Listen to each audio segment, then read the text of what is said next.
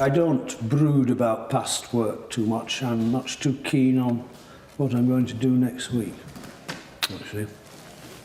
He experienced fame like a pop star, doing for art what the Beatles did for music. Cigarette in one hand, tea in the other, a gifted draftsman, original, experimental.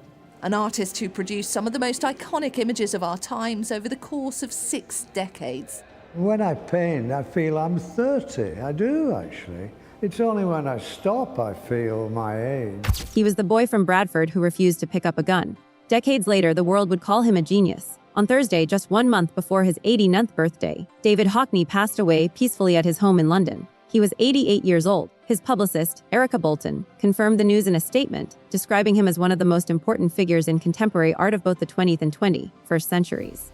For millions around the world, the news landed like the closing of a chapter that had defined modern British culture for over 60 years. But to understand why this moment matters, why galleries, critics, and ordinary people are all stopping to take notice, you have to go back to a working-class household in post-war Bradford, back to a boy who would grow up to redraw the rules of British art entirely. David Hockney was born in 1937 into a Britain still recovering from war, still gripped by convention, still deeply conservative, and from the very beginning, Hockney did not fit the mold. As a young man, when many of his peers accepted military service without question, Hockney made a different choice. He became a conscientious objector. Instead of carrying a weapon, he served as a hospital orderly. It was an early sign of something that would define his entire life.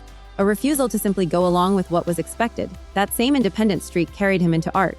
He studied at the Bradford School of Art, honing the technical skill that would later allow him to break every rule with confidence. Then, in 1959, he was accepted into London's prestigious Royal College of Art, an institution that trained some of Britain's most celebrated creative minds. But London wasn't where Hockney's story would explode. That happened thousands of miles away under a different sun entirely. In 1964, Hockney made a move that would change everything. He left the gray skies of England behind and relocated to California. And what he found there, the light, the color, the lifestyle, completely transformed his work. Gone were the muted, traditional tones of British art. In their place came something electric. Bright blues, sun-bleached pinks, clean geometric lines, swimming pools, palm trees. A version of America that felt impossibly glamorous, impossibly modern. And Hockney was capturing it all on canvas, in real time. This was the era that would cement his place in art history. He became one of the defining voices of the pop art movement, a movement that was reshaping how the world thought about art, culture, and celebrity itself. And then, in 1967, he painted the image that would follow him for the rest of his life. A bigger splash. A simple swimming pool, a diving board, and a violent frozen splash of white water, capturing the exact second after someone had jumped in, though the person themselves is nowhere to be seen. It became one of the most recognizable images in modern art, instantly iconic, endlessly reproduced, referenced, and discussed. A single frozen moment that somehow captured an entire era. The heat, the leisure, the strange emptiness hiding just beneath the surface of California glamour. From that point on, Hockney wasn't just an artist, he was a cultural icon. But here's what makes his story different from so many others in the art world.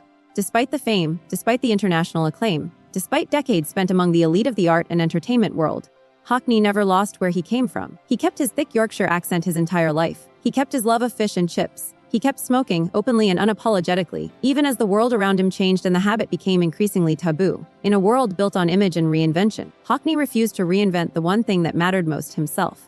And that authenticity is part of why Britain's Tate Gallery would later describe him as perhaps the most popular and versatile British artist of the 20th century. Versatile is the key word, because Hockney didn't stay frozen in his California pool painting era.